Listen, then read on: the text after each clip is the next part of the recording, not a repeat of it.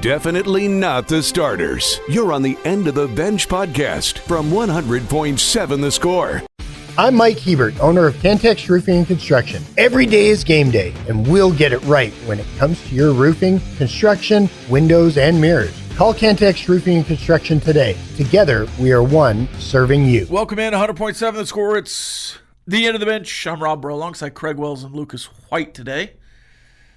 Big 12 Media Days rolls on today. We'll have plenty of reactions from day one. Iowa State is poor. Kansas State doesn't like how things are trending. Kalani Sitake and Joey McGuire seem fine with it. that's my initial reaction from yesterday. Yeah. I think that's a good read on the crowd. I've got 10 quotes that stuck out to me from around the coaching tenure yesterday. We'll also talk through some of the interviews from yesterday. We had all 7 attendees, Joey McGuire, and all 6 players on our airwaves yesterday. Jacob Rodriguez and Romello Height talked to Tech Talk. Behren Morton, Caleb Douglas, Lee Hunter talked to They Bottom talked Line. to Tech Talk? They didn't dance for Tech Talk? No, they didn't dance. That's all Tech Talk was good for, was dancing. No, that's TikTok. Oh, okay. I'm talking Tech Talk. And then we had, obviously, Cole Wisniewski with us. We also talked to Sam Levitt yesterday. And I asked him what game he had circled on the schedule for this year. I kind of let him into it, but Texas Tech. He's got that one on the schedule because they're the only Big 12 team that beat Sam Levitt last year. Yeah, I got a feeling our attitude towards our game against Baylor last year has got to be their attitude towards us, because I think they felt like they should have won that game, and I could see that. I can really see that. Yeah, too bad Texas Tech doesn't get Baylor on the schedule. Yep. Maybe in December. Yeah. We'll see what happens there. So we'll go through some other quotes, some just immediate reactions we had yesterday, and obviously we've had some time to think about it now. We'll also preview and catch some live quotes from today's action. There was a big press release at 7 a.m. today. Did you catch that from the Big 12? I did not. Lucas, did you catch the big news from the Big 12 this morning? I came across it, but didn't really dive into it. The WWE. Oh, God. Okay, yeah. Yeah. Now, this was already announced. I started to say, I heard yesterday. This is already announced. And Yormark said that that something's coming. something. Yeah. But Brett Yormark, I don't know, a month ago, 2 months ago, somebody leaked that the Big 12 will run WWE shows Friday nights in Big 12 markets. So the WWE and the Big 12 announced this morning those markets where the shows will be and which Fridays they'll be. And the first one is a little bit of a cheat. It's in Dublin. Oh. So the Big 12 is going to run and have Big 12 marketing in Dublin Friday night and Saturday morning. So that's pretty cool. And then I think it's Cincinnati, Houston, and Salt Lake City. We'll host WWE shows Friday Night SmackDown the night before Big 12 games. And this is on the Big 12 network. No, it'll be wherever SmackDown CW is. or whatever. I don't know. Yeah, I don't know where SmackDown. I have not watched SmackDown. Does it surprise you that Salt Lake City is one of those? No, that big market. Yeah, and it doesn't surprise me that Houston was one of them. It doesn't surprise me that Cincinnati. I think Cincinnati's a big wrestling market. And then Iowa State was involved in a few of those games. I think they should have one in Orlando. Oh, yeah. At some point. Certainly. Yeah. And if they do it through basketball season, potentially, or even next football season, the WWE has run shows in Lubbock, both house shows and they had Raw here back in 2007. From what I understand, very well attended. Yeah, I was at the one in 2007. Really? Yeah. Yeah. It's pretty awesome. Yeah. I mean, it's a fun event, and if the WWE, like I would assume, I don't know if players will be out there in the front row or the coaching staff will be out there in the front row, but there will be some kind of Big 12 branding during the show. So I don't think it's a negative at all. And no, with the young crowd, absolutely not. And I would assume, like, if Texas Tech was involved on one of these on a road trip, let's say you're playing in Houston next year and they do it again in Houston, and it's that weekend, you might have some extra travel to Houston because some Texas Tech fans might want to catch the Friday SmackDown and make a weekend of it with the Houston game the next day. Do you foresee WWE stars at tailgate events? Oh, yeah. I think there will be – so we've already had 2 years ago, there were Big 12 – I don't remember if they were current champions or just they call them superstars. They were at Media Days because I think Bron Breakker was there from NXT at the time. So I would assume there might be a couple of WWE guys rolling around Frisco today.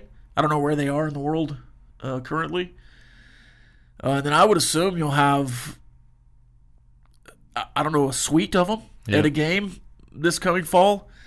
I would assume several of them will stick around. I don't know the travel because they got to get to Raw. Yeah. Right? So maybe those lower level guys are out driving the next day, but those big stars, if they're able to fly around, you might contract a couple of them to stick around for a day. Yeah. Absolutely. Let me set the scenario for you. Texas Tech is 10-0. Game day is here. Pat McAfee and WWE are here the night before. Yeah. And it's a week of extravaganza for the Texas Tech Red Raiders. Yeah. What is that, 2028? It's not going to happen this year, but not that game day won't be here, but we've already announced the WWE events. I would not be surprised at all to see Paul Levesque, Triple H, on the 50-yard line in Dublin. Yeah. The partnership is not a crazy partnership. Yeah. And Yormark said yesterday the WWE tweets and social media presence gets them the Big 12's largest engagement. Huh. That stuff doesn't surprise me. And I don't attribute all of it to WWE or Raw or whatever, but the rise of Pat McAfee in college football and what that sport did for him, I can see why somebody would want to partner with him. I really can, because that crowd is a very engaging crowd. They are very engaged. Yeah. They are very engaged. This texter says, sounds like Chuck planning a parade for the softball team. Hey, if you keep recruiting how you're recruiting in 2028, I wouldn't be surprised at all to see a 10-0 season and game day come to light. Playing time is not required. This is the End of the Bench podcast from 100.7 The Score. Welcome back. 100.7 The Score. It's the End of the Bench. It is July 9th, 2025, 9:45. We've got more Big 12 quotes to get into. We'll talk a little more about Joey McGuire calling his shot in the second hour. In fact, we'll do that at 10 o'clock. And then Sataki in kind of a breakout, I think with BYU Radio, double down. And I think both of them would be open to, and I would assume most of the Big 12 coaches would be open to my plan for college football, which is basically what Joey said yesterday, or what Sataki said yesterday. So we'll talk about that at 10 o'clock. But first, we'll check the calendar. Your daily look at what's happening in the world of sports, birthdays, and holidays. Let's check the calendar. All right, it is National Sugar Cookie Day. Oh, You're a fan of the sugar cookie, right? absolutely. Add a little cinnamon on there, and that's your favorite? Okay. Snickerdoodle. There you go. It is International Emergency Kit Day. You have an emergency kit in your truck? A little flashlight and stuff? Yes. Okay. I do. I don't think I do. Are you you a prepper? Do you have a bug out bag? Only because it came with the truck when I got it. Yeah, well, sure. Lucas, do you have an emergency kit? No. Yeah. I think we probably should get one. My mom does. I think she's the only one that in my family that has one in her car. I've got a little first aid kit in my console. Yeah. Yeah. But you know what every car ought to have? A little ill-prepared otherwise. Something that'll fix a flat. Yeah, well, yeah. I mean, if it's one of those little cans that works, I don't know if they work, but if it did, right. Or one of those... a little bright green goo that you stick in there, yeah. Or a power drill that, it's got so much air it could get out. Yeah, a little air compressor, Yeah. It's National Don't Put All Your Eggs in One Omelet Day. I thought we were putting eggs in baskets. But I'm a fan of an omelet. 2 egg, 3 egg, 1 egg. I guess that's the question. Sure, yeah. If you're at a breakfast joint, do you go for the plate or the omelet? Because I'm an omelet guy. Yeah, I can be if it's got hash browns with it. Yeah. I go omelet, hash browns, toast. Yeah, good combo. That's that's my go-to. Yeah, and I get adventuresome every now and then. Try some things in an omelet that and I've hit gold sometimes, and sometimes I came up with an empty hole. Sure. But yeah, I'm staying away from the fresh and fruity and the Rudy Tooties and the Yeah. chocolate chips and But like green chilies. Oh yeah.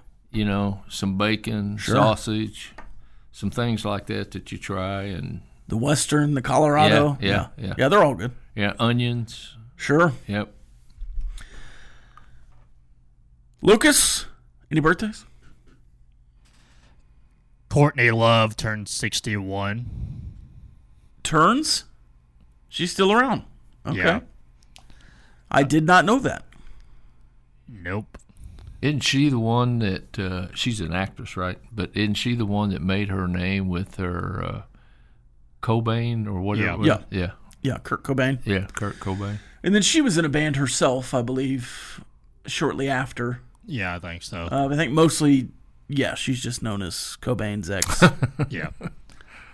Jack White from the White Stripes turns 50 years old.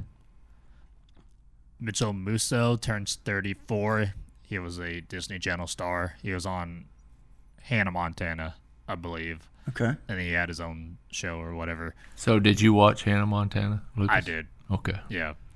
That was right before I stopped watching all the Disney and Cartoon Network So did stuff. you watch Punky Brewster? No. Okay. I think that was before me.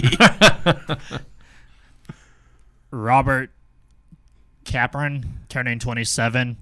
He is in The Diary of a Wimpy Kid. He was the neighbor, the redheaded kid. Haven't seen that one either. Tom Hanks turned 69. Ooh.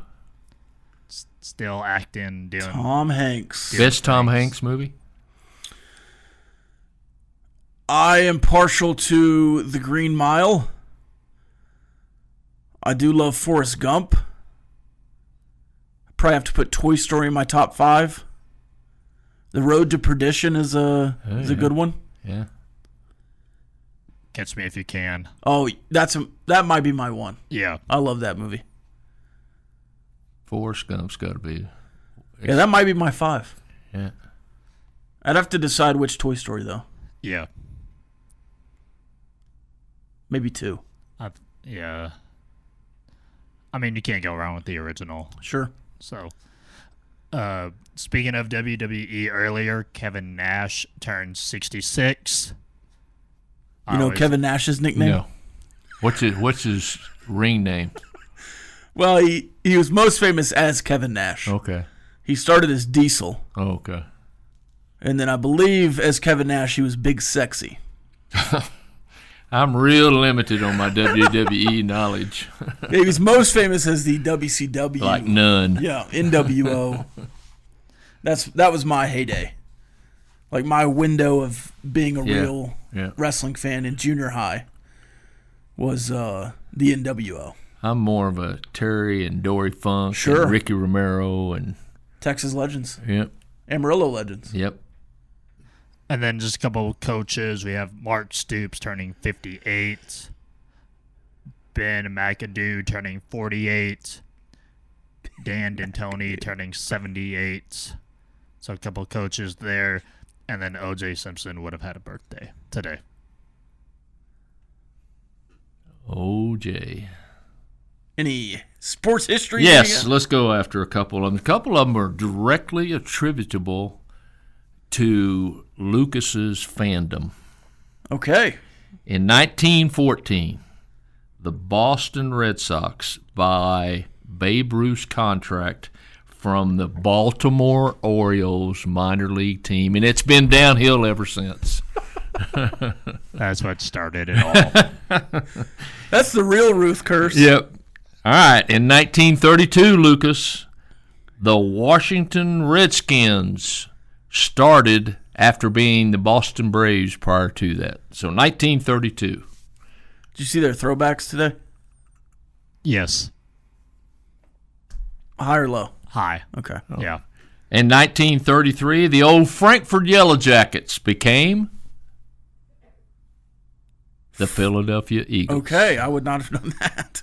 And in 2018, David Tepper, who is probably known as not one of the better Nope, he's not had a good run. NFL owners. No, he's not had a good run. He bought the Carolina Panthers for $2.275 billion. That was in 18? In 2018. Yeah, he's been awful. And he's had, that's 7 years, and he's probably had 6 head coaches? Or no, at least 3, I know. Yeah. Yeah, that's a really bad stretch for the Panthers. Yeah. When did Cam leave the first time? 2020, 21? No, that had to be longer ago than that. 19? Yep. He took over and just got rid of Cam immediately? Wow. That wouldn't be the last mistake he's made. 19? And they tried to bring him back. I'm back. And didn't go well. Or anything else? Nope, that's it. A lot of Wimbledon news, of course, but Sure, yeah. Bobby Hot Dogs says Hole, the band Courtney Love was in, had moderate success in the mid-'90s. She also played Althea Flint in The People vs. Larry Flint. Bullfighter says, fun fact, don't use the green stuff to fix a flat tire. It could void a warranty and or make it impossible to fix with a patch if you get future flats. yeah, I didn't even know if they worked. I just seen them. A lot of new cars don't have spares, and they just come with the pump or the fix-a-flat bottle. Yeah. Replaced with a real spare. A pump isn't fixing a gash in the tire. I've got the tire underneath the truck, and then you stick the long jack in the hole in the bumper and lower it down. Okay. In my Question. 2008 Ford. Real quick, who taught you how to change a tire? My dad.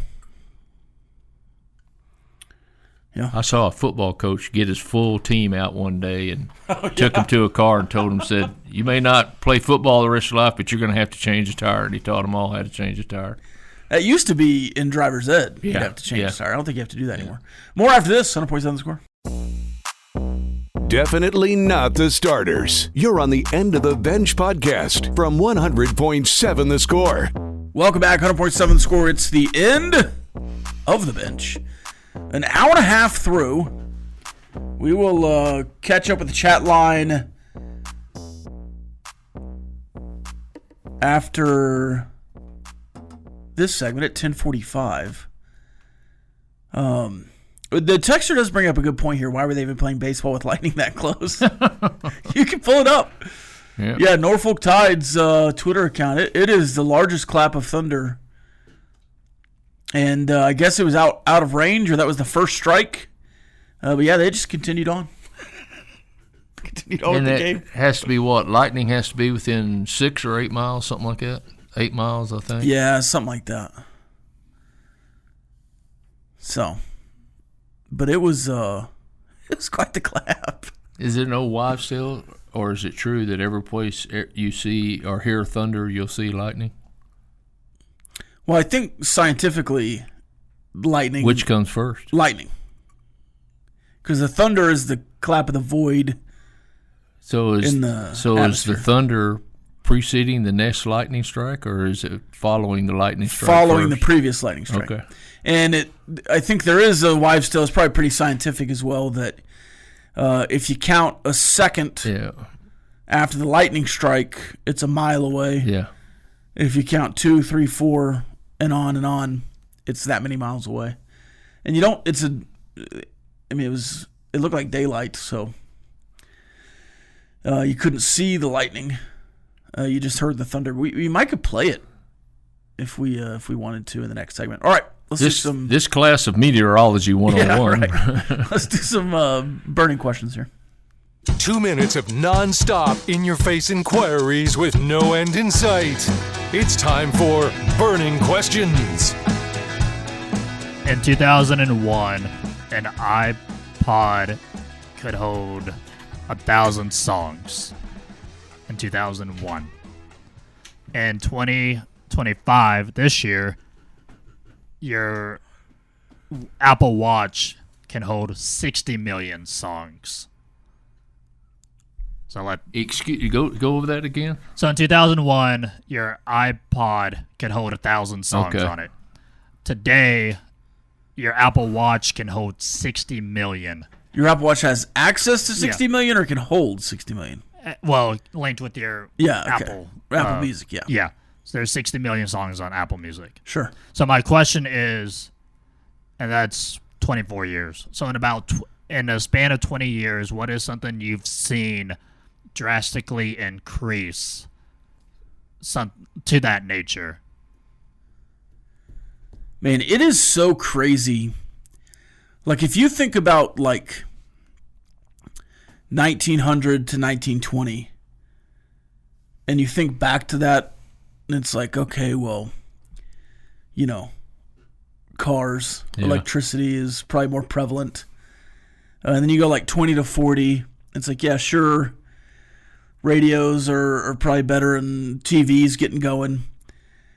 And then 40 to 60, it seems like probably at the time is a pretty big revelations, and 60 to 80 computers take a big leap, and 80 to 2000 computers take an even gigantic leap.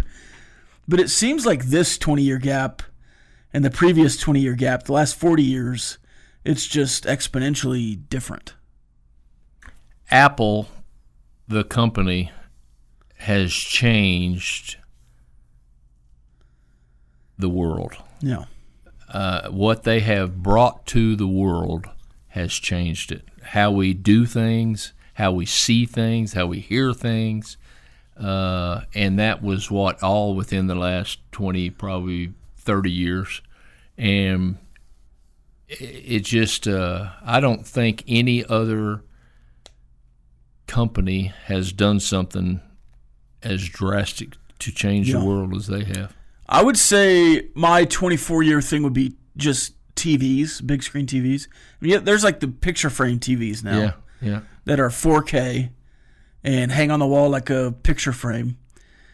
In high school, my big screen TV, now they had moderately flat TVs. My flat screen TV in high school, though, was probably 350 pounds. It was a huge box. It was one of those projection big screen TVs. Yeah. Huge gray box. It's probably 5 feet tall. The whole console was all together. It was probably 3 feet deep. Just a monstrosity. And to get, I guess, the equivalent today, and just the price of it. You can get a 50-inch TV for like $300, and it's a smart TV, and all your apps are right there built into the TV. Like that, I would say the 20-year gap between TV technology is pretty big. Show me or tell me your age without telling me your age. Color TV for the first time was pretty cool. Right. That was pretty cool when we got our first color TV. And to go from that to where you're exactly right. I mean, do you want to watch a TV on your watch? Do you want to watch it on a big screen that's, a wall, literally a wall, or anything in between? That industry, and people forget, high definition TV has not been here that long, but it changed, whether you realize it or not. It has changed the quality of television. It's so crazy to see highlights from. If I just see a random highlight, I'm like, is that from the 90s? Is that 1987? Oh, it's 2006. Yeah. And it's like 360, and everything is so HD now. It's a ridiculous gap even 20 years ago. All right, what else, Lucas? What would be the most fun themed Airbnb you could think of staying for a couple of nights? It can be a movie theme, it can be a sports theme, whatever you want it to be. I don't know if it's an Airbnb, but these, I think, hotel rooms that are in center field in like Toronto, or like if you could rent a room in Chicago in the outfield in those apartments or whatever they are back there. Yeah, go out to your little deck and watch a game. There's several. Yeah, there's a little balcony, or just you open the window and you're right there. I think it's the Toronto ones that are right there in center field, right? That would be fun for me. So I would go, I guess, in a stadium theme. I think I think a music theme of some, like either like the 60s and 70s. Well, have you seen the Buddy Holly one here downtown? Yeah, that's why I'm thinking either that or country. Yeah. Country songs, and I think a musical theme might be interesting. I don't know. If they open Graceland, would you try to go stay there? No. No. I got to see Elvis Presley once. I was very fortunate, but and I liked his music and so forth. But no, I'm not to that point. Fair enough. Yep. What would you do, Lucas? I would probably do a movie themed. Yeah. Airbnb. A specific movie, or just like not really. It's got like a theater and a popcorn machine and that kind of stuff. Yeah, that'd be cool. That'd be fun. Some of these cabins they show in the mountains, and the scenery that you see coming out like on Yellowstone or something, that would be pretty cool to me. That would be cool. And then I think there's a Blockbuster. I think the last remaining Blockbuster's in Airbnb. There's some pretty crazy ones out there. Yeah. The silos here in Lowell, out by Shallowater, I think, and they've turned a couple of feed silos into Airbnbs. Interesting. Are there any last second question? You want to save it?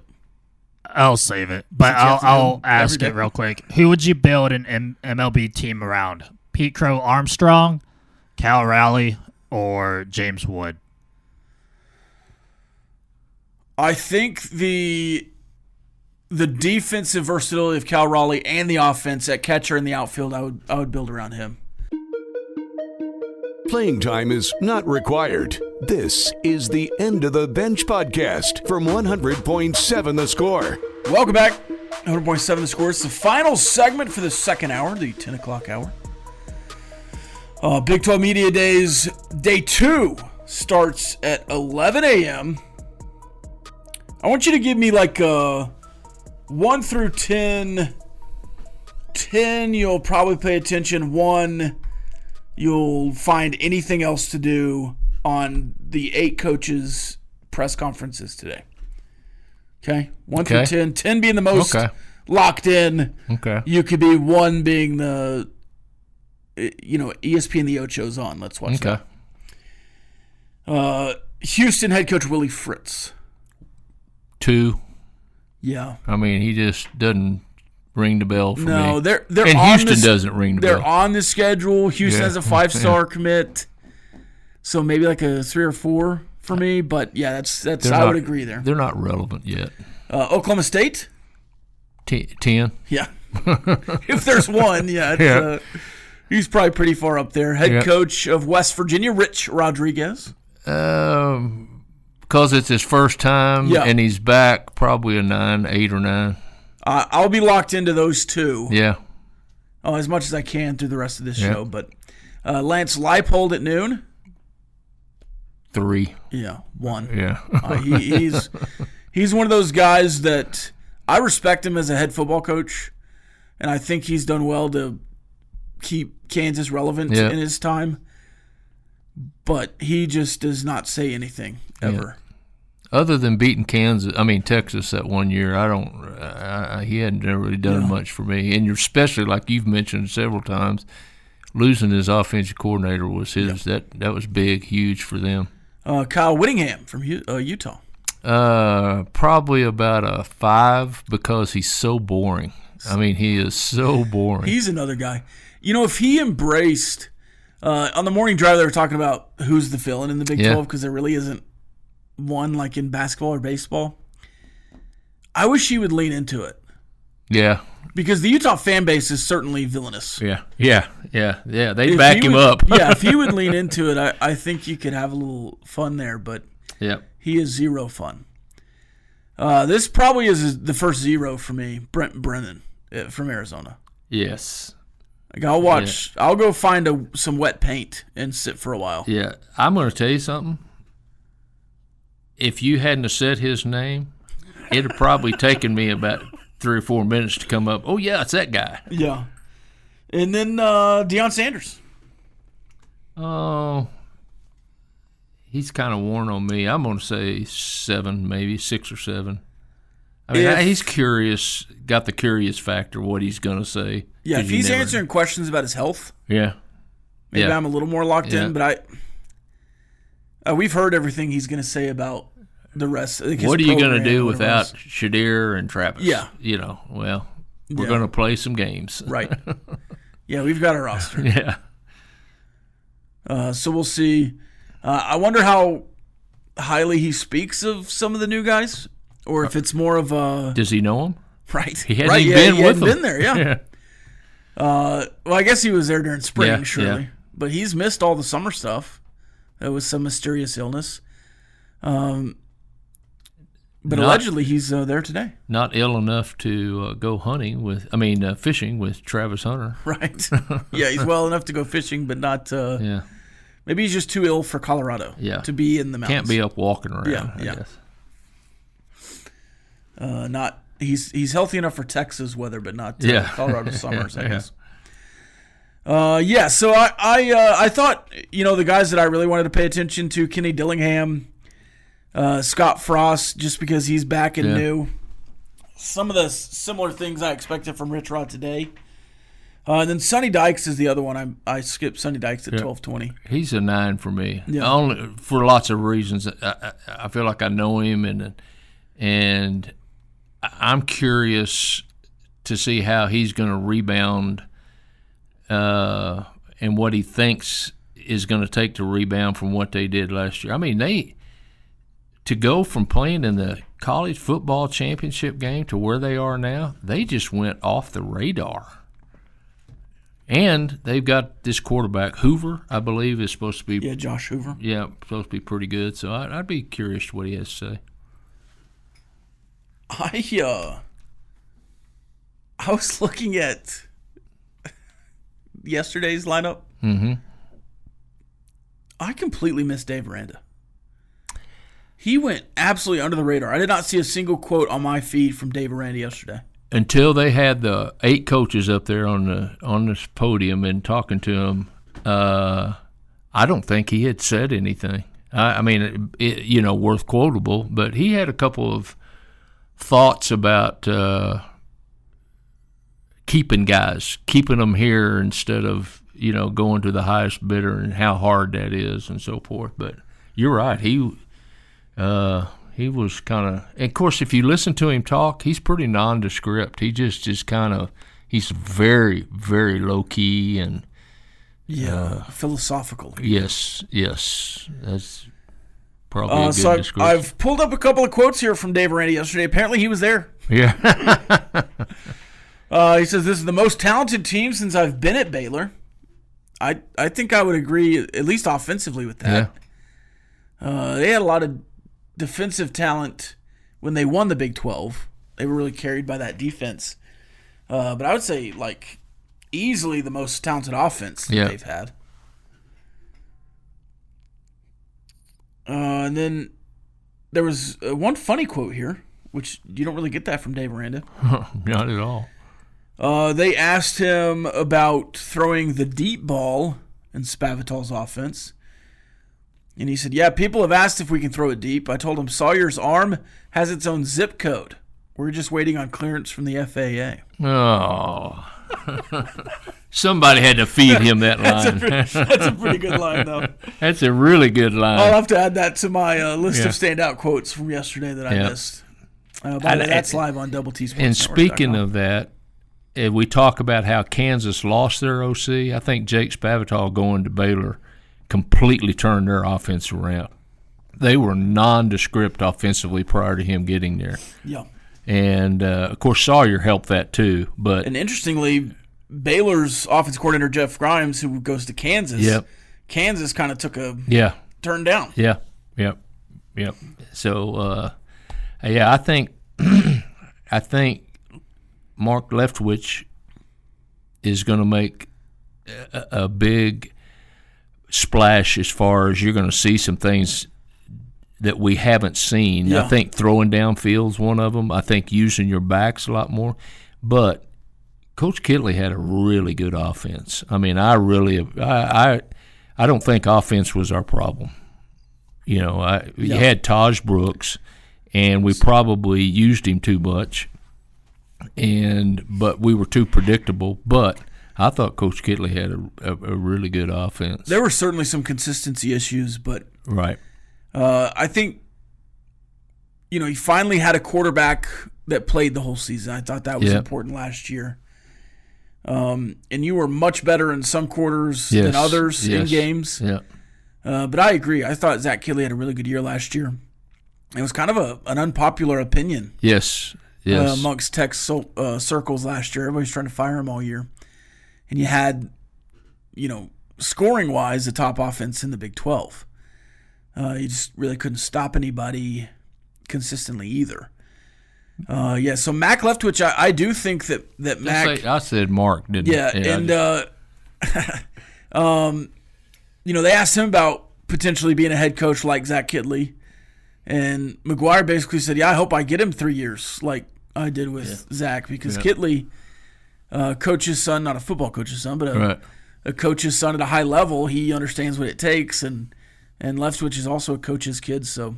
I got to see Texas State in person when he was there, and I'm telling you, they're very, that offense is very versatile. You're going to see all kinds of people get involved, tight ends, running backs. I mean, he uses everybody. Playing time is not required. This is the End of the Bench podcast from 100.7 The Score. Welcome back. Dipped into Willie Fritz for a second, talking about facilities. Houston catching up, I guess, a little bit. And then if they're asking you about facilities and not your team, you may be in for a long season. Well, they did, I think, build some new they did. Facilities. Yeah, they did. This guy's tie is that's the most crooked tie I've ever seen. It was straight at the top and then just took a right turn there about halfway down. That was impressive. He also said early on that Connor Wegman can be a top quarterback in the Big 12. He said Wegman has been clocked at almost 21 miles per hour on the GPS. I think he's really excited for a fresh start. If you're talking quarterbacks, and then the first thing you say is he runs fast. Yeah, exactly. Now, in college football, that is important. And there are college quarterbacks that just are great runners and really are dynamic and change games in that respect. And the Big 12 is not the Big 12 that nationally some people still think it is, where you're throwing it 60 times a game up and down the conference. Maybe one or two teams does that. So I think one of the interesting comments that I heard yesterday is they were interviewing Behren Morton, and they talked about his new offensive coordinator, Matt Leftwich, and they said – Mac. What did I say? Matt. Oh, maybe you said Mac that time. Oh, okay. Coach Leftwich. Yeah, there you go. And he said we watched a lot of film, and especially of Cam Ward when he was at Incarnate Word. Yeah. And one of the things that he took from that, he felt like, and was getting better at, was knowing when to get out of the pocket and to break down and get yourself some throwing time. And I thought that was pretty because he's been pretty much a pocket passer. And it's crazy. His first start in Stillwater, and then against West Virginia. Of course, he hurts his ankle in around halftime of that first game. But I was so impressed with him getting outside the pocket, and they were running some levels concepts, and he was picking the right guy down the field. And then, once he hurt his shoulder, it was, hey, stay in the pocket, don't get hurt. So I wonder if you'd have a little more freedom this year with the surgery. I think so. And if they're trying to model an offense and model him after Cam Ward, I'm all for that. I don't know that he's got the speed and running ability or the escapability that Cam Ward had, but I think using his legs to put himself in a position to use his brain, I think he's one of the smartest quarterbacks in the Big 12. He sees people that other people don't see. He's really pretty good at checkdowns. I mean, he got the ball to somebody last year unexpectedly that turned into a positive play as good as anybody, I think. I've seen some comments lately. Like yesterday on the 2-minute drill with Behren Morton and Choice Woodman. There were some comments on social media on that post. I think it was on TikTok or Twitter or YouTube. Yeah. It's up on all of them. Follow us at doubletsportsnetwork.com. Double T Sports Network on YouTube and TikTok. Double T973 on Twitter. I think if you look at some of these comments, it's starting quarterback for now. Yeah. He's the guy for now. It's like, well, yeah, he's a senior. He's starting this last year, but I just get the sentiment that even with the bowl performance, which Will Hammond looked really good in stretches, but was not a good starting that game, and of course the roster was weird and all that. But even with Behren Morton, going 8-4 last year, 8-3 in games he started and finished, and even with Behren Morton in a bum shoulder the year before, having a winning record, 2 straight seasons of him having a winning record. Even with him being the most clutch quarterback statistically since Graham Harrell. He passed for over 3,000 yards. He had the best statistical season since Shimanek and Mahomes the year before. Obviously not to the Mahomes level, but certainly to the Shimanek level. And he was obviously getting run with a governor. Yeah. I mean, you get in a golf cart and that thing's going about 15 miles an hour. You can lift the seat and pop off that governor and go about 35. Yeah. And I think that Behren Morton obviously and Zach Kidley obviously had the governor on last year. They scored 35 points a game. And rightfully so. Because you don't want to get him hurt. Yeah, you can't get him hurt. Because the next guy's a true freshman. I think Will Hammond has a bright future in Lubbock. I agree. And I think Coach McGuire has that feeling also. But I don't think there's it's close. Look, I'm knocking on wood. Yeah. I'm not being the Choice Woodman jinx here. Yeah. Do not put this on me. There's no juju, ain't no curses. Yeah. Whatever it is. We're just discussing. But there's outside of some kind of injury, and I don't think that you can label Behren Morton as injury prone. Yeah, maybe he's hurt prone, but he's played through it. And it's also been kind of the same injury. Yeah, it was the same injury for 2 seasons because they didn't get the surgery after the first year. So all that said, I don't think there's any kind of talent issue that will make him lose a job this year. No, I don't. Zero. Yeah, I agree. If he's healthy, he's the starting quarterback, and he's good. People. Yeah. Behren Morton is a good quarterback. It feels like every time I get out here, maybe I'm preaching to the choir with this audience because we have a very very smart football audience here on 100.7 The Score. The chat line's incredible. I never get mad at them. But Behren Morton is a good quarterback. Yeah, that was a little tongue-in-cheek there. A very good quarterback. You look through it.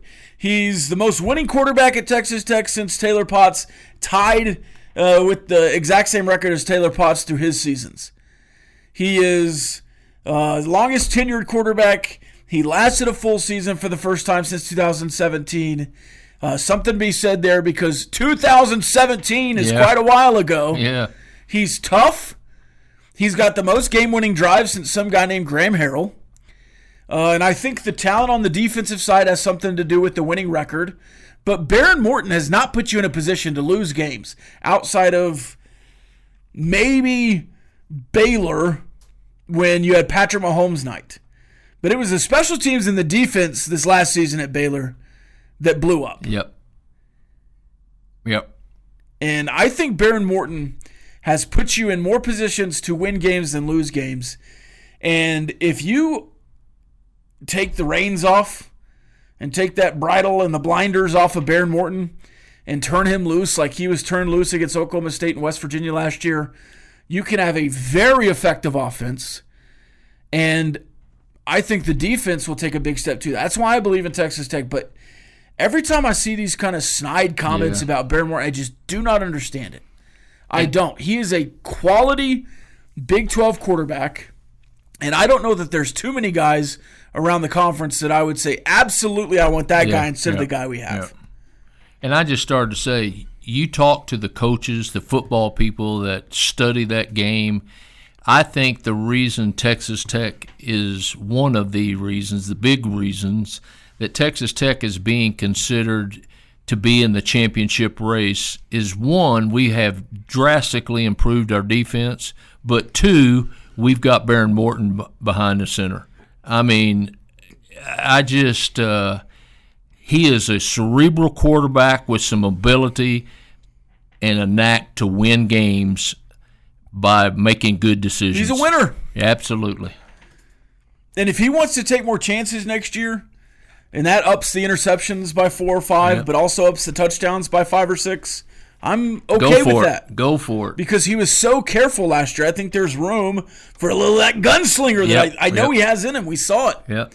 We saw it early in his career when he was healthy in the shoulder, and we certainly saw it in high school. Certainly a different level there in Eastland, but sorry to get so fired up. Attaboy. Playing time is not required. This is the End of the Bench podcast from 100.7 The Score. Welcome back. 100.7 The Score. Sparky, the mascot, is the Kansas State Wildcat. That would be Willie the Wildcat. Who is Sparky? Oh, UCF's Knight. No, that's Nitro. Arizona State. Arizona State. Oh, yeah. Okay. I knew that one. Okay. I knew that one. Okay. I need a list in front of me. I'm so bad. Okay. If I'm trying to write down the Big 12 teams, it takes me 10 minutes. Yeah, I know it. Yeah. Because I'll try to do it alphabetically, and it's like, wait, who am I missing? It's like, oh, UCF should be up here, and then You know what I do? I try to go by state. That's exactly what I east do. to west. Yeah, that's exactly what I think. In 15, California, I'll have Arizona. 15 at the end, and it's like, who am I missing? Yeah, yep. Even back when it was 10 teams, I'd get 9 on there, and it'd be like, who? Oh, Texas Tech. Okay, Yep. just pass that one along. Okay, Lucas, Mr. Mascot name guy. Swoop.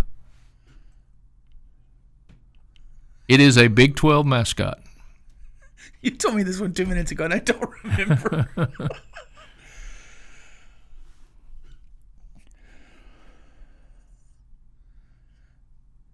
Oh, there it is. Yeah. Utah? Yeah, that's it. Swoop the Ute. I don't know that I could even. I don't even know I could tell you what the Utah mascot looks like. It's some kind of bird. It's a red-tailed hawk. Okay, it swoops. I would have never guessed that in a million years. I'll tell you what. This is not every year, but 2 years ago when I was at Media Days, the Cincinnati mascot was The Bearcat? with the hat on, probably 6'7". Just a ginormous guy. Big Bearcat. I mean, he was a pole, but it was like Chet Holmgren Yep. in the costumes. Just 7 feet tall, it seemed like. Okay, I'll give you a couple easy ones. Okay. I'll give you the name. You tell me the school. Cy. All right, that's Iowa State. Okay, there you go. Shasta. Shasta.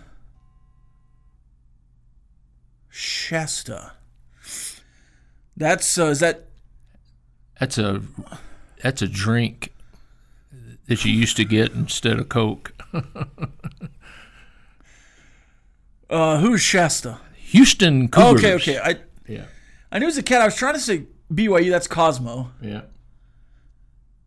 Then obviously the Spirit Rider and Pistol Pete, the Masked Rider, and Raider Red. Bullet and Pistol Pete. Yeah. Well, Yeah. it's the Spirit Rider is Right. on Bullet. Right. And then the Masked Rider is on Centennial Champion. Yeah. Have you been to a game at Oklahoma State? Huh. It's pretty cool. Their entrance is not near as good as ours, Right. but it's pretty good.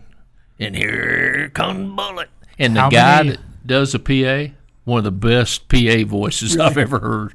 How many schools have 2 mascots? Ooh, that's a good question. So Not many. Kansas, Yeah. Texas Tech, Arizona? Yes. Arizona has 2. Texas Tech. It's probably. That's it. Cincinnati? No. Well, do you count the Buffalo and then the Buffalo? Ralphie? Do you count Ralphie and then And then the people do they that, have a guy that I haven't seen any. I don't know. do they have a guy in a bison costume? He's not listed as one of Okay. their mascots. Just Ralphie, huh? Interesting. All right, there's a couple of Ask the Benchwarmer questions. This is NC State has 2. We're talking Big 12 schools. Benchwarmers, what would you change about, if anything, the Home Run Derby and the All-Star Game? Can I be honest here? They've changed the Home Run Derby so much, I don't know what the current format is off the top of my head. But I remember liking it last year. Yep.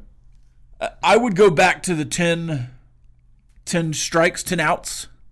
I liked that format. Yeah. But what it's timed rounds now, Yeah. it's fine. And then it's a tournament style instead of Yes. the top 6 move on or whatever. Yeah. I like the current version. And then I think the baseball All-Star Game is the best All-Star Game of the professional sports. Sans the thing NHL did this year, the 4 Nations.